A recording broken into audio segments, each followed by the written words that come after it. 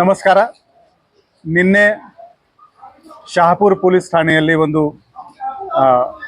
108 BNS ನಲ್ಲಿ ಒಂದು ಪ್ರಕರಣ ದಾಖಲು ಮಾಡಲಾಗಿದೆ. ಇದು ತುಂಬ ದುಃಖದ ಘಟನೆ. ಒಂದೇ ಪರಿವಾರದ 4 ಜನ ಆತ್ಮಹತ್ಯೆಗೆ ಪ್ರಯತ್ನ ಮಾಡಿದರು. ಅದರಲ್ಲಿ 3 ಫ್ಯಾಮಿಲಿ ಮೆಂಬರ್ಸ್ ತೀರೋಗಿದ್ದಾರೆ.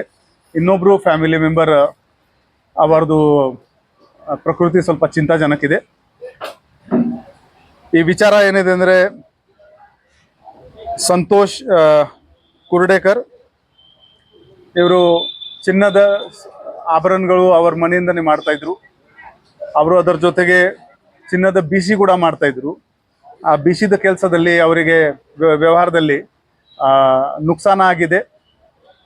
ಅದರಿಂದ ಯಾರಿಗೆ ಅವರು ದುಡ್ಡು ಕೊಡಬೇಕಾಗಿತ್ತು ಅವರಿಂದ ಅವರಿಗೆ ಮಾನಸಿಕ ಹಿಂಸೆ ನೀಡಲಾಗಿದೆ. ಆ ಹಿನ್ನೆಲೆಯಲ್ಲಿ ಅವರು ಮನೆಯವರಿಗೆ ತಿಳಿಸಿದ್ದಾರೆ, ನಾನು ಸುಸೈಡ್ ಮಾಡ್ತಾ ಇದ್ದೀನಿ ಅಂತ. ಅವ್ರ ಮನೆಯವ್ರದ್ದು ಎಷ್ಟು ಪ್ರೀತಿ ಅವರ ಮೇಲೆ ಅಂದರೆ, ಅವರು ಹೇಳಿದ್ದಾರೆ, ನೀನು ಯಾಕೆ ಒಬ್ಬರೇ ಹೋಗ್ತೀರಾ, ನಾವು ಎಲ್ಲರೂ ಹೋಗೋಣ ಅಂತ. ಅವರು 4 ಮೆಂಬರ್ಸ್ ಒಂದು ಕೆಮಿಕಲ್ ಪಾಯ್ಸನ್ ತಗೊಂಡಿದ್ದಾರೆ. 3 ಮಂದಿ ತೀರೋಗಿದ್ದಾರೆ. Luckily last family member miss Sunanda ಇವರು ಬದುಕಿದ್ದಾರೆ. ಅವರ ಹೇಳಿಕೆ ಆಧಾರದ ಮೇಲೆ ಒಂದು FIR ದಾಖಲು ಮಾಡಲಾಗಿದೆ. ಇವರು ಅವರ ಜೇಬಿನಲ್ಲಿ ಒಂದು ಸುಸೈಡ್ ನೋಟ್ ಇಟ್ಟಿದ್ದರು. ಆಧಾರದ ಮೇಲೆ ನಮಗೆ ಸ್ವಲ್ಪ ಸುಳಿವು ಸಿಕ್ಕಿದೆ. ಅದರಲ್ಲಿ ಅವರು ಬರೆದಿದ್ದರು, ಅವರು 500 ಗ್ರಾಮ್ ಚಿನ್ನ ಇದರಲ್ಲಿ ಪ್ರಕರಣದ ಮೇನ್ ಆರೋಪಿ ರಾಜೇಶ್ ಕುರ್ತಡ್ಕರ್ ಅವನಿಗೆ ಕೊಟ್ಟಿದ್ರು. ಆದರೆ ಅವನಿಗೆ ರಿಟರ್ನ್ ಮಾಡೋಕ್ಕೆ ಅವನು ಒಪ್ಕೊಳ್ತಾ ಇರಲಿಲ್ಲ. ಹಾಗೇನೆ ಅವರು ಮೊಬೈಲ್ ಫೋನ್ನಲ್ಲಿ ನಮಗೆ ಕೆಲವು ಎವಿಡೆನ್ಸ್ ಸಿಕ್ಕಿದೆ. ಅದರಲ್ಲಿ ಅವರು ಭಾಸ್ಕರ್ ಸೋನಾರ್ ಮತ್ತು ನಾನಾ ಶಿಂದೆ ಈ ಇಬ್ಬರದು ಹೆಸರು ಹೇಳಿದ್ದಾರೆ. ಅದರ ಆಧಾರದ ಮೇಲೆ ಮತ್ತು ನಮಗೆ ನಮ್ಮ ವಿಟ್ನೆಸಸ್ದು ಸಾಕ್ಷ್ಯಾಧಾರಗಳ ಮೇಲೆ ಈ 3ರಿಗೆ ದಸ್ತಗಿರಿ ಮಾಡಲಾಗಿದೆ. ಮತ್ತು ಅವರ ಡೆತ್ ನೋಟ್ ಇದು ಸುಸೈಡ್ ನೋಟ್ನಲ್ಲಿ ಏನು ಸ್ಟೇಟ್ಮೆಂಟ್ ಕೊಟ್ಟಿದ್ದರು, ಆ ಆಧಾರದ ಮೇಲೆ ನಿನ್ನೆನೆ ನಮ್ಮ ಅಧಿಕಾರಿಗಳು ಈ ರಾಜೇಶ್ ಕುರ್ತಡ್ಕರ್ ಇವನ ಮನೆಯಲ್ಲಿ ಪಂಚರ ಸಮಕ್ಷದಲ್ಲಿ ವಿಡಿಯೋ ರೆಕಾರ್ಡಿಂಗ್ನಲ್ಲಿ ಒಂದು ರೇಡ್ ಮಾಡಿಸಿದ್ದಾರೆ. ಆ ರೇಡ್ನಲ್ಲಿ ಅವರು ಹೇಳ್ದಂಗೆ ನಿಜವಾಗ್ಲೂ ಅಷ್ಟೇ ಚಿನ್ನ ಇವರ ಥರ ಇತ್ತು. ಅವರ ಮನೆಯಲ್ಲಿ ನಮಗೆ 661 ಗ್ರಾಮ ಚಿನ್ನ ಸಿಕ್ಕಿದೆ. ಹಾಗೂ 7,70,000 ಕ್ಯಾಶ್ ಕೂಡ ಸಿಕ್ಕಿದೆ. ಈ 3 ಆರೋಪಿಗಳಿಗೆ ದಸ್ತಗಿರಿ ಮಾಡಲಾಗಿದೆ. ಮುಂದಿನ ತನಿಖೆ ನಡೀತಾ ಇದೆ. ಇನ್ನೂ ಕೆಲವರದು ಇದರಲ್ಲಿ ಘಟನೆಯಲ್ಲಿ ಪಾತ್ರ ಇದೆ, ಅವರಿಗೆ ಕೂಡ ನಾವು ದಸ್ತಗಿರಿ ಮಾಡ್ತೀವಿ.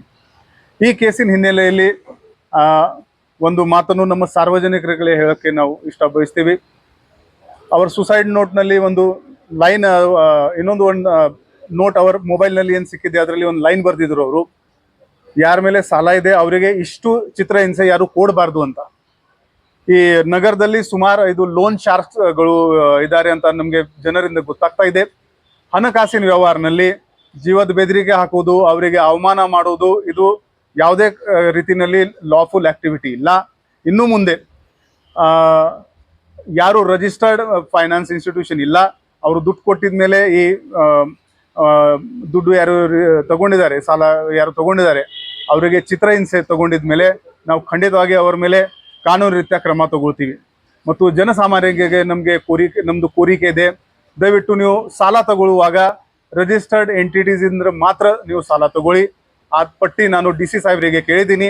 ನಮ್ಮ ಜಿಲ್ಲೆಯಲ್ಲಿ ಈ ಸಾಲ ಕೊಡುವವರು ಸರ್ಕಾರಿ ಅಥವಾ ರಿಜಿಸ್ಟರ್ಡ್ ಇನ್ಸ್ಟಿಟ್ಯೂಷನ್ ಯಾವ್ಯಾವಿದೆ, ದಯವಿಟ್ಟು ನೀವು ಅವರಿಂದ ಸಾಲ ಪಡೆಯಿರಿ. ಯಾಕೆಂದರೆ ಈ ಲೋನ್ ಶಾರ್ಕ್ಸ್ ಹತ್ತಿರ ನೀವು ಹೋಗಿದರೆ ಆ ಬಡ್ಡಿ ಚಕ್ರ ಬಡ್ಡಿ ಮಾಡ್ಕೊಂಡು ಒಂದು ಕೇಸ್ ನಾನು ನೋಡ್ತಾ ಇದ್ದೆ, 50,000 ಅವರು ಸಾಲ ತಗೊಂಡಿದ್ದರು. 3 ಲಕ್ಷ ಬಡ್ಡಿ ಕೊಟ್ಟಿದ ಮೇಲೆ ಕೂಡ ಅವನು ಚಿತ್ರಹಿಂಸೆ ವಿಕ್ಟಿಮ್ಗೆ ನೋಡ್ತಾ ಇದ್ದಾರೆ.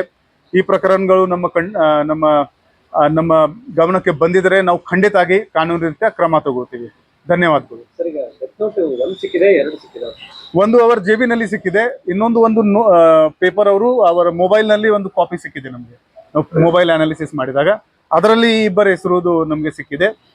ಆ ಬಿಸಿ ಯಾರ್ಯಾರ ಜೊತೆಗೆ ಆಡ್ತಾ ಇದ್ರು, ಅವ್ರಿಗೆ ಚಿತ್ರಹಿಂಸೆ ಯಾರ್ಯಾರು ಕೊಟ್ಟಿದ್ದಾರೆ ಆ ತನಿಖೆ ಇನ್ನೂ ಜಾರಿ ಇದೆ. ಈ ಮಟ್ಟಕ್ಕೆ ನೀವು ಯಾರಿಗೆ ಒಬ್ಬರಿಗೆ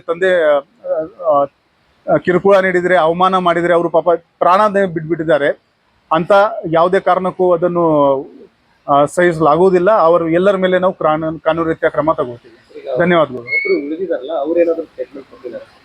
ಅವರು ಈ ಆರೋಪಿ ನಂಬರ್ 1 ಬಗ್ಗೆ ಬಹಳ ಸ್ಪಷ್ಟವಾಗಿ ಹೇಳಿದ್ದಾರೆ. ನಿನ್ನೆ ನಮ್ಮ ಅಣ್ಣ ಬಂದಿದ್ರು, ಇವರು ಕಾಟ ಕೊಡ್ತಾ ಇದ್ದಾರೆ ಅಂತ ಅವರು ಹೇಳಿದ್ದಾರೆ. ಮತ್ತು ಈಗ ಅವರು ಸೀರಿಯಸ್ ಇದ್ದಾರೆ. ಅವರು ಮೌತ್ ಓಪನ್ ಮಾಡಿದರೆ ಅವರಿಗೆ ವಾಂತಿ ಬರುತ್ತೆ. ಸೊ ನಾವು ಜಾಸ್ತಿ ಅವರಿಗೆ ಜೊತೆಗೆ ಇಂಟ್ರಾಕ್ಟ್ ಮಾಡಿಲ್ಲ. ಬಹುಶಃ ಅವರು ಸ್ವಲ್ಪ ಹುಷಾರಾಗಿದ್ಮೇಲೆ ಮತ್ತೆ ಅವರಿಂದ ಹೆಚ್ಚಿನ ಮಾಹಿತಿನೂ ಪಡೆಯುತ್ತೀವಿ.